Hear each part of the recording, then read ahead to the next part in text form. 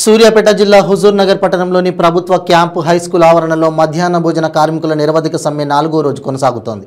ఈ కార్యక్రమంలో సిఐటియు నాయకులు శీలం శ్రీను మాట్లాడుతూ ఒక కార్మికుల డిమాండ్లో భాగంగా జీవో నంబర్ 8 ప్రకారం కనీస వేతనం 18,000 చెల్లించాలని, పెండింగ్లో ఉన్న బిల్లులు వెంటనే విడుదల చేయాలని, కొత్త మెమోను సవరించాలని, ప్రమాద బీమా, పీఎఫ్, ఈఎస్ఐ సౌకర్యాలు కల్పించాలని, కాటన్ బట్టలు, యూనిఫామ్ ఇవ్వాలని కోరారు।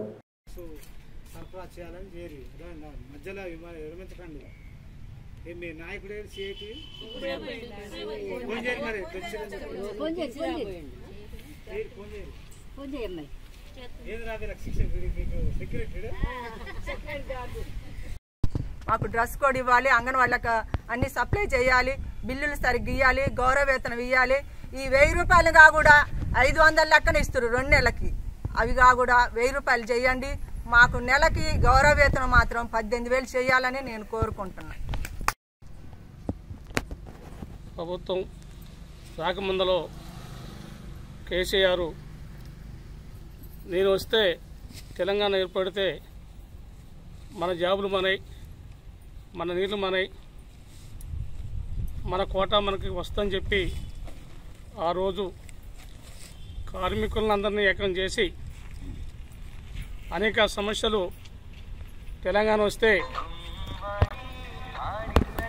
దాంట్లో కార్మికులు కేసీఆర్ మాయమాటలు చెప్పి ఈ రాష్ట్రంలో మధ్యాహ్న భోజన కార్మికులు, జీపీ కార్మికులు, ఆశా కార్మికులు, అదేవిధంగా అంగన్వాడీ కార్మికులు, మున్సిపాలిటీ కార్మికులు, ఈ రాష్ట్రంలో ఉన్న అన్ని రంగాల కార్మికులందరినీ ఏకం చేసి సమ్మె చేసి ఈ రాష్ట్రం తెచ్చుకున్న తర్వాత 9.5 సంవత్సరాలైనా కూడా ఇంత మట్టికి కార్మికుల సమస్యలైనా ఏ రోజు ఎక్కడ ఏం పట్టించుకోకుండా వాళ్ళ కుటుంబ పాలన చేసుకుంటున్న కేసీఆర్ ఇప్పుడు కనీస వేతనం వాళ్ళకి ఇవాళ ఉన్న పరిస్థితులను పట్టుకుంటే ఏదైనా పట్టుకున్నా కూడా నిశ్వాసం రేట్లు మొత్తం పెరిగిపోయినాయి। మరి ఇవాళ కార్మికులకి ఇలా 100 రూపాయలు తీసుకుని ఏమొచ్చే పరిస్థితి లేదు।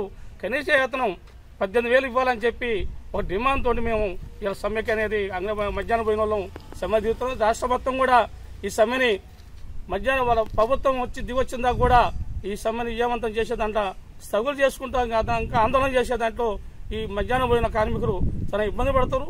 అదేవిధంగా రోజు గుడ్డు రూపాయి పావలా చేసి ఇవాళ 8 రూపాయలైనా కూడా కనీసం గుడ్డు బిల్లు ఇచ్చే పరిస్థితి లేదు। ఈ ప్రభుత్వం బిల్లులు సక్రమంగా వేసే మార్గం లేదు।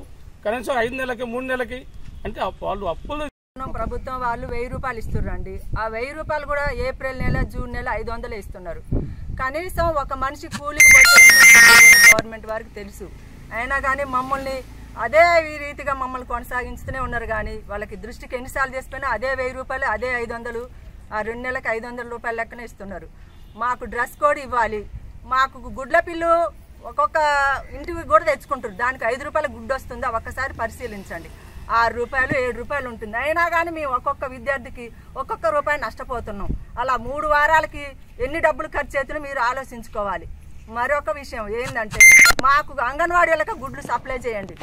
మాకు బిల్లులుగా కూడా సరిగ్గా ఎప్పుడూ రావట్లేదు, అప్పులు తెచ్చి పెట్టాలంటే చాలా కష్టంగా మారుతున్నాం। మాకు మా పొగ వల్ల కూడా అనారోగ్య సమస్యలు వస్తున్నాయి, గ్యాస్ సప్లై చేయండి।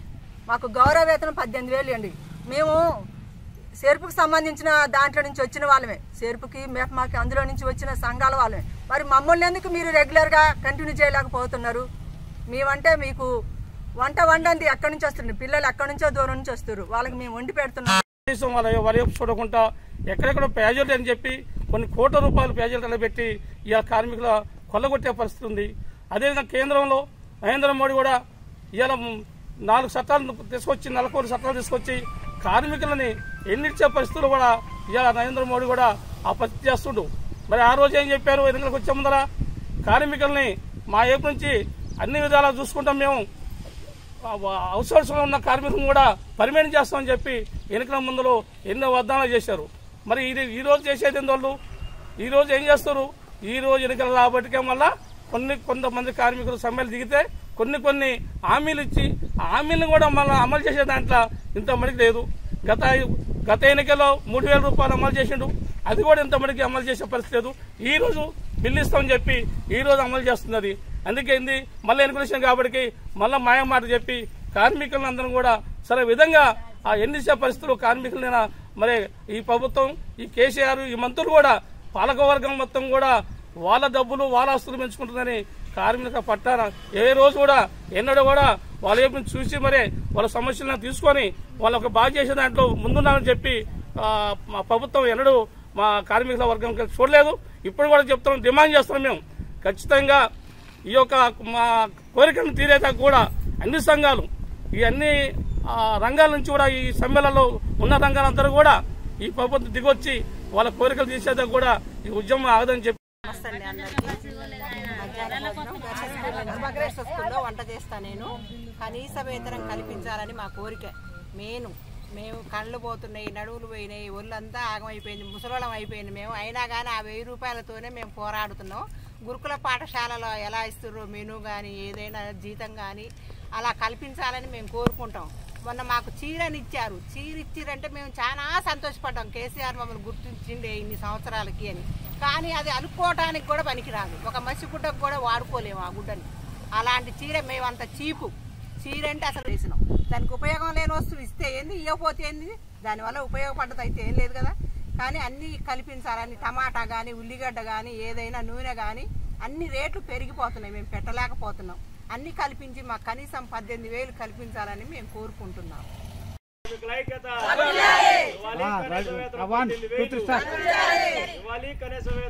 చూడాలి.